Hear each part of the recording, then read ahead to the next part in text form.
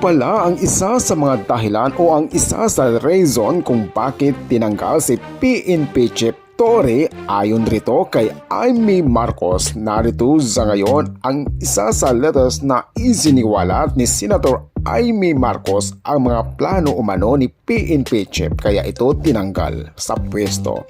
Narito ang pahayag, panoorin po natin. Ako si Kulander TV.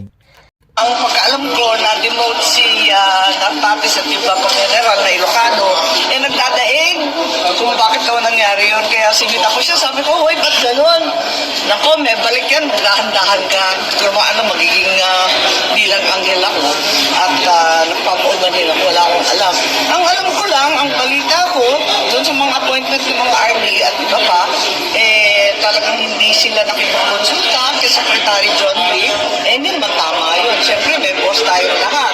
Boss niya si John Vic. At ikalawa, masyadong maingay at maugong na nagmamalaki ng ibang classmate niya na tatakbong presidente o vice-presidente sa 2028. At nakita na nakapaskel yung kanilang mukha at sabi pa nga nung iba, hindi lang pala politiko ang EPAL. Kaya parang inaabangan na rin siguro inaabangan na rin ng ibang tao dahil may nadidinig na pang So ma'am, namumuliti ka na rin siya ng start na? Parang yun yung sense ng ibang kapulisan. Naririnig lang ako. Yun ang dahilan, you think, ma'am? Hindi ko alam kung ano yung dahilan. Ang alam ko lang na nagkaroon ng order tungkol sa mga appointment na naiiba yung kay SILG.